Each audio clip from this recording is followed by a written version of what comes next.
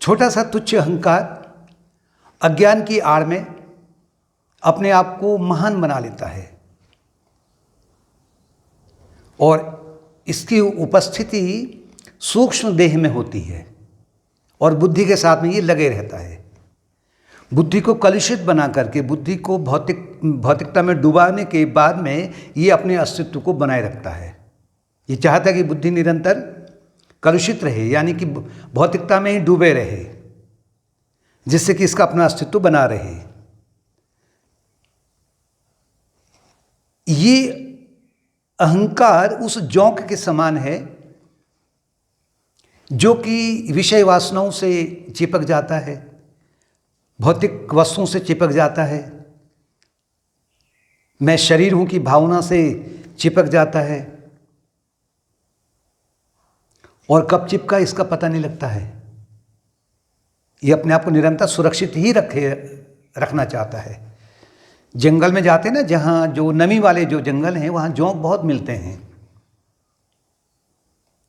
अगर उस मार्ग में अगर कोई व्यक्ति जाता है या कोई पशु वगैरह जाता है तो ये दोनों ओर, उस रास्ते के दोनों ओर खड़े रहते हैं, ताक में लगे रहते हैं कि कब ये यहाँ से निकले और कब मैं इसके पैरों पे चिपकूं और कब मैं इसका रक्त पीऊं।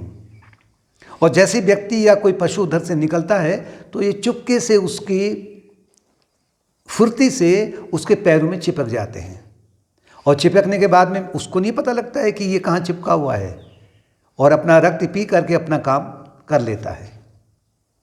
ठीक ऐसे ही ये अहंकार भी, व्यक्ति सोचता तो है कि मैं अपने अहंकार को, यानी कि अहंकार मुझमें है ही नहीं, लेकिन ये कब जो है विषय वासनाओं से, कामनाओं से, आसक्ति से, तृष्णा से चिपक गया है ये पता ही नहीं लगता है। इसका जो मुख्य जो इसकी जो सुरक्षा है वो करता है अज्ञान। अज्ञान की आड़ में रह करके ये बुद्धि को कलुषित कर करके ये निरंतर अपने अस्तित्व को बनाए रखता है, क्योंकि ये चाहता कि बुद्धि निरंतर भौतिकता में ही डूबे रहे। व्यक्ति अपने आप को केवल शरीर ही मानते रहे जिससे कि मेरा अस्तित्व बना रहे। और जो सामान्य प्रक्रिया है, अगर व्यक्ति सोचे कि अगर कोई सांसारिक ज्ञान के मामले में अगर वो महान भी है, अगर वो सोचे कि मैं इस अहंकार को मिटा दूंगा या मार दूंगा, तो ये असंभव है। भौतिक ज्ञान जो है या भौतिकता है वो तो अहंकार को और मोटा बना देती है, उससे और फल फूल जाता है। जैसे जोंक है वो रक्त चूसता है तो फिर वो मोटा बन जाता है। ऐसे ही जब अहंकार मैंपन में या मैं और मैंपन में चिपक जाता है, राग द्वेष में चिपक जाता है, तो ये और मोटा बन जाता है, जिससे कि ये उस व्यक्ति को, जीवात्मा को अनेक कष्टों की ओर धकेल देता है।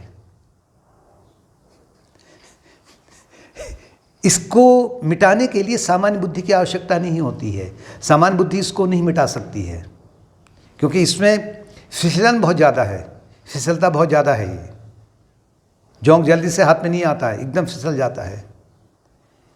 इसको मिटाने के लिए योग मार्ग का पालन करना है। योग मार्ग के रूप में जो प्रकाश है, जो योग उसके माध्यम से धीरे धीरे ये अहंकार विलीन होने लग जाता है, यानी कि ये विनम्र होने लग जाता है, शरणागत होने लग जाता है।